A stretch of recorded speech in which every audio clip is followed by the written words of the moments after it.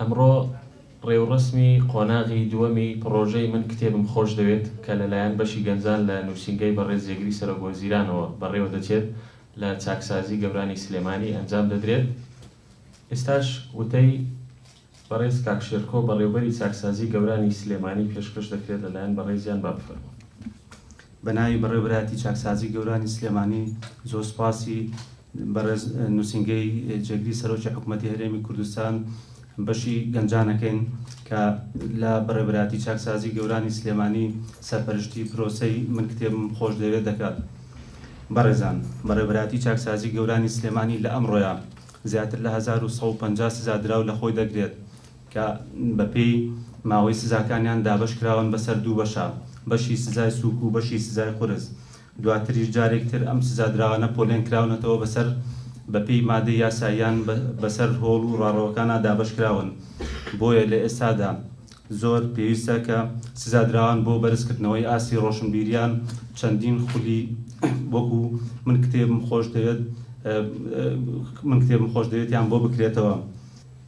وتەی بەشی گەنجان لە نووسینگەی بەڕێز جێگری سەرۆکوەزیران لەلایەن مامۆستا ئەژی سەرپەرشتیاری بەشی گەنجانەوە پێشکەش دەکرێت با بەڕێزی بفەرمون. سڵاوتان لێبێ، هەموو لایە بەخێر بێن سەر چاوان. زۆر خۆشحاڵین کە ئەمڕۆ لە خزمەت جەنابتانین. بە خێراتنی هاوڕێیانی عەزیزم لە لیژنی هەڵسەنگاندن مامۆستانی بەڕێزەکەم بەڕێز جوان خان مدیر مەکتەبی جەنابی کاکوات، و زۆر سپاس بۆ کاکە شێرکۆ بەڕێوەبەری چاکسازی گەوران وە برات تێژەرەکان کە بەڕاستی هیلاک بوون. کاک حەیدەر و برادەران زۆر هیلاک بوون، زۆر خەمخۆر و دڵسۆز بوون بۆ ئەم پرۆژەیە. بەڕێزان، ئەم پرۆژەیە بە ناوی کتێبم خۆش دەوێ. بۆچی ئەم پرۆژەیەمان ڕەنگە لای جەنابتان ڕوون نەبێ زۆر، بۆچی ناومانە من کتێبم خۆش دەوێ و بۆچی ئەم پرۆژەیە. خۆتان باشە زانن بۆشایەکی گەورە هەیە کە بۆشایی خوێندنەوەیە لە کوردستان و بەتایبەت ئەتوانم بڵێم جیهانی گرتووەتەوە ئەم پرۆسەیە بەداخەوە بە حکمی تەکنۆلۆژیا، بەڵام بەتایبەتتر کوردستان ئێستا تا ڕادەیەکی زۆر لە قەیرانی خوێندنەوەیە. ئێمە درکمان بەم بۆشایە کرد. خۆشتان باشە زانن کە ڕەنگە پرۆژە زۆرە، پرۆژەی بە ناوی خوێندنەوە بە ناوی کتێب، بەڵام زۆربەی پرۆژەکانەوەی ئێمە دیقەتمان ناوە تا ڕادەیەک کتێب ئەیەن بە خەڵک. بەڵام گرفتە سەرەکیەکە ئەوە نییە کە کتێب نەبێ. ئێستا بۆ نمونە لەم شوێنە خنجیلانەی جەنابتانە مەکتەبەیەکی جوانی لێ، کتێبی باشی لێە، بەڵام ئێمە چی بکەین؟ خەڵک کتێب بخوێنێتەوە. بۆی بیرمان لەوە کردەوە پرۆژەکەمان میتۆدێکی کارمان بۆ دانا، واتە ڕێگایە کە هەنگاوێک بۆیش بریتی بوو لە میتۆدی پێشبڕکێ بوو، واتە کێبڕکێی نێوان منافسەیەکی دڵسۆزانە لە پێناو ئەوەی کێ بتوانێت باشترین بخوێنێتەوە و لە دەرەنجام ئەمە بتوانین پاڵپشتیمان ئەبێ و هاندانمان ئەبێ بۆ کەسی باشتری نەخوێنێتەوە. یەکەم جار لە شاری قەزای کۆیە دەستمان پێکرد لە نێوان هەموو ئامادەیەکانی ئەو شارەیە، خۆشبەختانە سەرکەوتوو بووین و پاشان بڕیارمان نا ئەم پرۆژەیە فراوان کەین بیکەینە ئاستێک کە سەرجەم کوردستان بگرێتەوە، و بڕیاریشمان لیاوە و میکانیزمەکەشمان ئامادە کردو، هەموو شتێک ئامادە بوو، بەڵام بەداخەوە بە حکمی ئەوەی کە ماوەیەک داوام نەکرات تۆزێ پرۆژەکەمان وەستان. بۆیە دوجار وەکو کار و چالاکێکی دیکە، وەکو هەنگاوێکی دیکە ئێمە بڕیارمانە لە چاکسازی گەوران کە ناوەکەی خۆی ڕەبتە بەخۆیەوە چاکسازی ناوە، واتە ئێمە بتوانین ئەم پرۆژێ لێرە جێبەجێ بکەین و بتوانین تا ڕادەیەک سوود بە جەنابتان بگەینین و هەوڵ بین لە ڕاستی ئێمە پێمان وایە بە تایبەت بۆ جەنابتان بۆ بەڕێستان کتێب بتوانێت هیوایەکی گەورە بێت، کتێب بتوانێت ئیرادەتان بۆ دروست کاتەوە، کتێب بتوانێت ئومێدتان پێ بەخشێ و هیوادارین ئێمە بتوانین لەم پرۆژەیەوە تا ڕادەیەکی باش ئەو ئامانجە بپێکین لەگەڵ بەڕێستان. لە هەمان کاتیشە ئێمە لیژنێکمانەیە، لیژنی هەڵسەنگاندن کە لە سێ بەڕێزی خۆشەویست پێکاتون: مامۆستا ئازاد بەرزنجی کە بەڕێزیان یەکێکە لە نووسەرە گەورەکانی وڵاتەکەمان و خاوەنی چەنەها کتێبە و چەنەها کتێبیشی وەرگێڕاوەتە سەر زمانی کوردی و کتێبخانەی کوردی پێدەوڵەمەند کردووە و لێپرسراوی دەستگای سەردەمە بەڕێزیان و مامۆستا هەڵکەوتیش کە جەنابیان پێشمەرگەیەکی دێرینە، لەگەڵەوەشان نووسەرێکی گەورە و وەرگێرێکی گەورەی ئەم وڵاتەیە کە ئەویش ئەندامێکی کەی لیژنەکەی، لەگەڵەوەشە مامۆستا عەبدولخالق یعقوبی کە بەڕێزیان بە هەمان شێواز نووسەرێکی گەورە و لە هەمان کاتا وەرگێڕێکی سەرکەوتووی ئەم وڵاتەیە. لە هەمان کاتیشا مامۆستای زانکۆیە ئەم لیژنە بەڕێزە ئەوان تەقیمەکەن و ئەوان بڕیارەیەن و ئەوان کتێبەکانیان دیاری کردووە واتە لە ناو پرۆسی تەکنیکی پرۆسەکە هەموو ئەوان بڕیاردەرەبن لەم پرۆسێ و ئەوان بەرپرسن لە پرۆسەیە. لە کۆتایی یا من هیوادارم هەموو لایەک بتوانین بە ئامانجی بگەێنین و تا ڕادەیەک بتوانین هاندانێکی باش بێ. ئێمە لە کۆتاییشا مەراسیمێکمانە بێ و خەڵاتی تایبەتمانە بێ بۆوانەی کە سەرکەوتووە بن وهی دواتر مامۆستایانی بەڕێز ئاماژە بە میکانیزمی کاری پرۆژەکەیان. بۆیە لێرەوە زۆر دەستخۆشیتان لێکەم، هیوای سەرکەوتنان بۆ خوازم، دووبارە سوپاس بۆ کاکە شێرکۆ و برادران و هەواڵانی ئەوانەی توێژەرە بەڕێزەکان کە زۆر پاڵپشتانن، زۆر دڵسۆزانن. زۆر سوپاس، دەستان خۆش.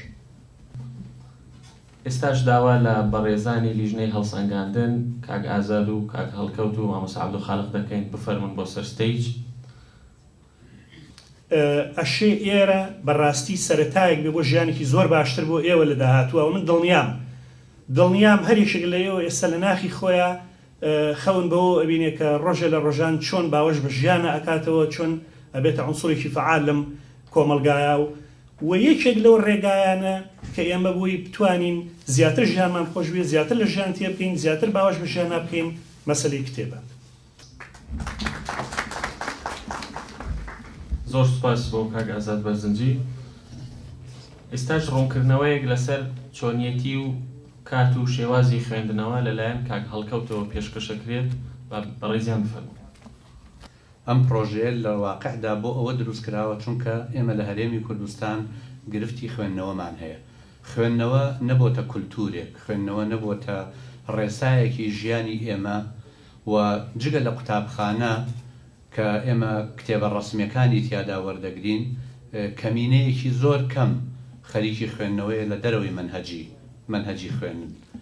بۆیە ئەمە وای کردووە کە ئەنجومەنی وەزیران با بڵێن بەشی گەنجانی بیر لەوە بکاتەوە پرۆژەیەک دەست پێ بکە بۆ ئەوەی ڕۆڵێکی هەبێت لە کەمکردنەوەی ئەم گرفتەدا، لە کەمکردنەوەی ئەم قەیرانەدا.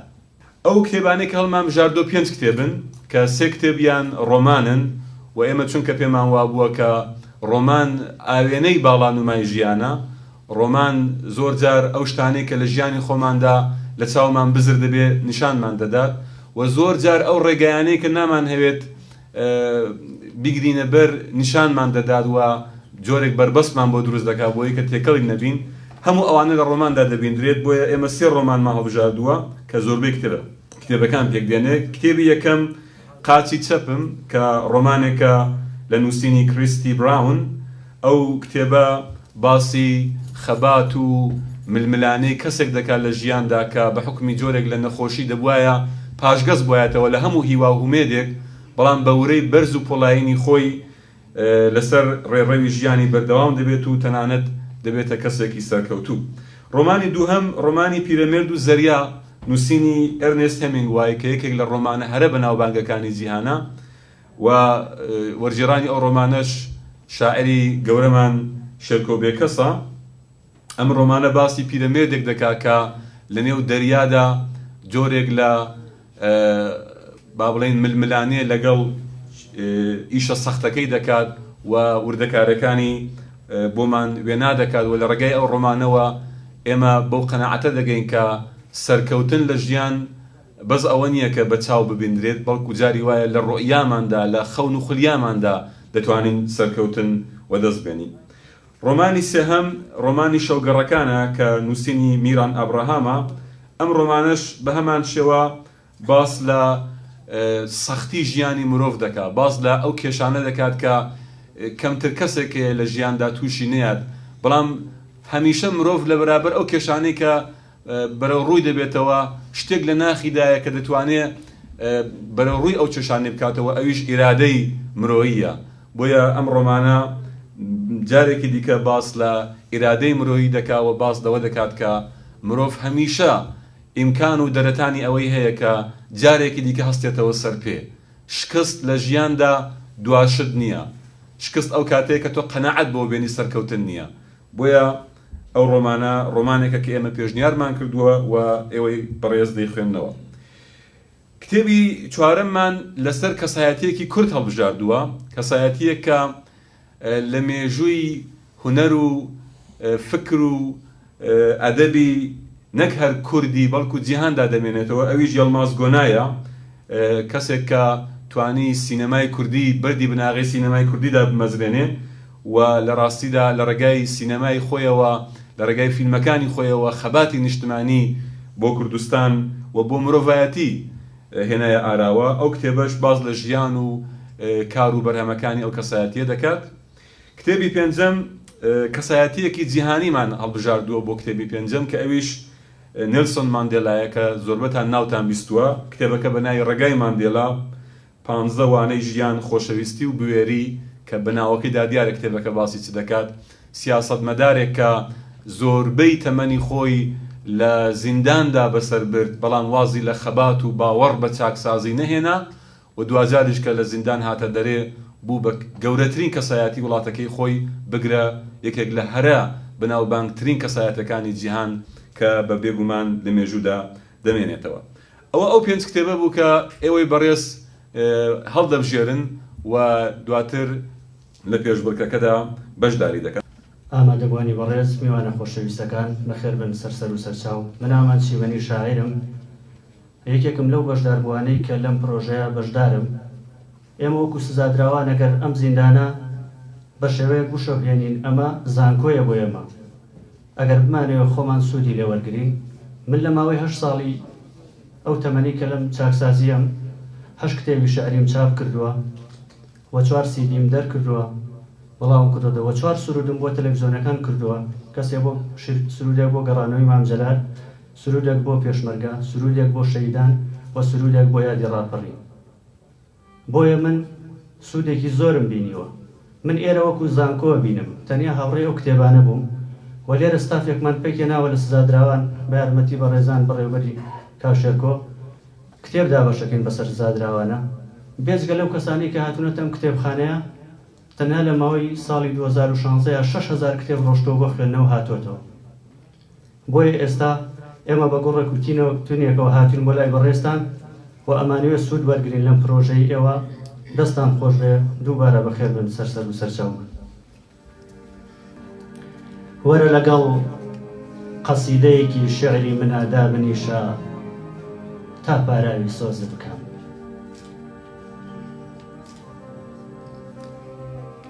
وەرە لەگەڵ قەسیدەیەکی شعری من ئادا بنیشە تا پاراوی سۆز بکەم. وشەکانی پڕن لە دەنگی باران و پڕ لە ئاوازی گۆرانی و نۆتەکانی مۆسیقا بە جۆتا بدەم.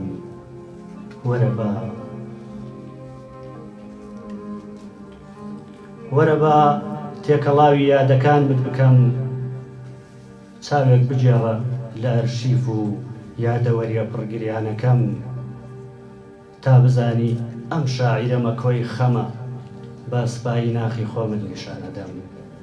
وەرە بە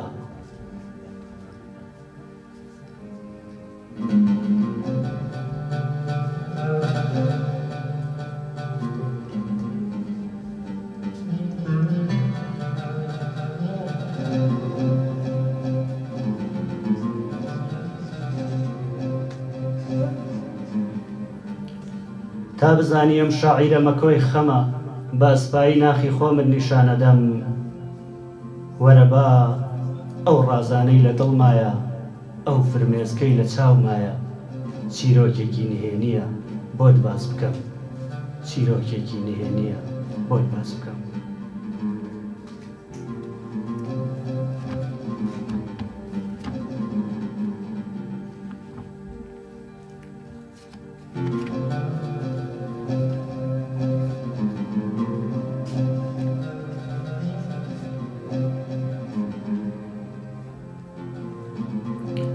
ڕۆژگار